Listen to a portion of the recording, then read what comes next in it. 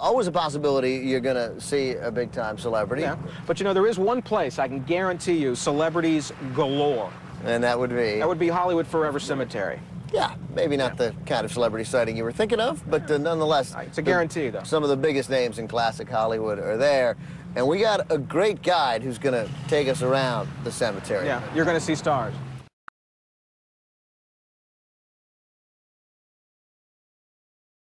Hi, I'm Karie Bible. I'm the historic tour guide here at the Hollywood Forever Cemetery. Hey, Karie.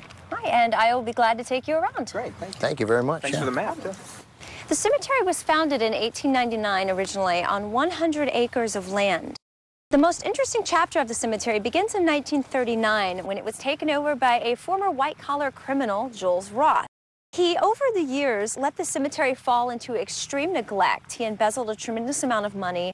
He was very lax with security and let people run wild all around the cemetery, and it was basically falling apart. Really? And in a state of ruin by 1998, the year he died. Well, that same year, Tyler Cassidy came in and took over the cemetery. Yeah. He comes from a family of cemeterians in the Midwest. Didn't know that was a word, cemeterians. Learn something new every day. So he came out here and purchased this entire property for a mere $375,000. The whole cemetery, $375,000. The entire cemetery. You can't buy a house in L.A. for $375,000. You can buy half a house. Yeah. And he was the only bid. If not for Tyler, this place would have been closed down and condemned and shut down by the state of California.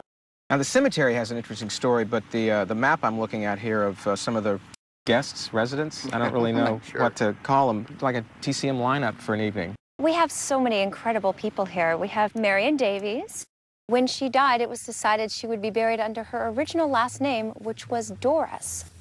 In later years, a woman named Patricia Van Cleve was on her deathbed, and she told her son, "I want you to tell the world that I am the daughter of Marion Davies and William Randolph Hearst."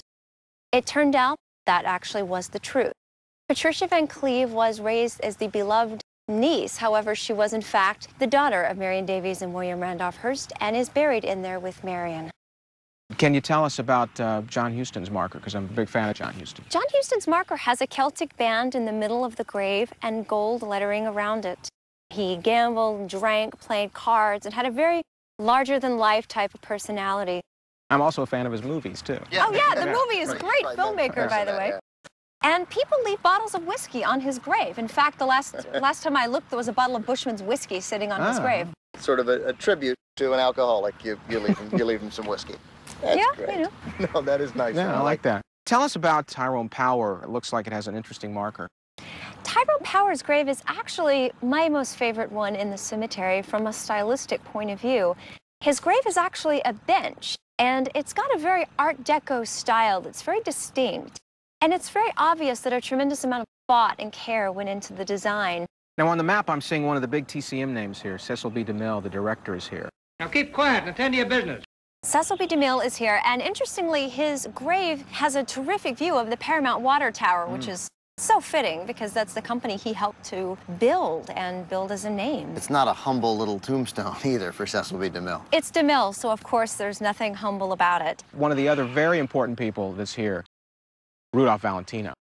When Valentino died, he was 31 years old, and in his short lifetime, he spent money very, very lavishly. He was a Hollywood star. Exactly. So when he died, he was completely broke. And there was no money. Right. So June Mathis, the great silent film era screenwriter and producer who had actually discovered Valentino, and she said, you know, we'll just put Valentino in one of my family crypts and we'll figure out what to do later on. That seems really strange to me, that the guy who most people come to see here has such a modest grave. You think it would be something over the top, like DeMille or Fairbanks. Now, as big as the legend of Valentino is, and with it being the most visited grave here at Hollywood Forever, there's also the legend of the Lady in Black that I've read about. What's the legend? When he passed away, women were so shocked and so grief-stricken all over around the world. He had a real impact on women. A huge impact on women. There'd never been a movie star that was as sensual and exotic as Valentino, so he was a big, big deal. The Sheik. It's the Sheik. The Sheik. So the year after he died, a woman showed up dressed head to toe in black with red roses, and she placed roses on the crypt.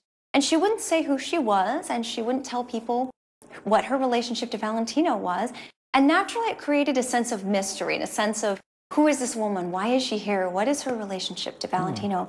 So in 1941, she came forward. Oh, so she finally revealed her relationship. She finally revealed that she got sick as a little girl and was in the hospital. And the story goes that Valentino came to visit her in the hospital, bringing her a single red rose. And he told her that she was going to get better and that she would probably outlive him. And all that he wanted was for her to remember him. You appear to be a lady in black. I decided to sort of take up the mantle, if you will, about 3 years ago. My reasons are a little different from my predecessors.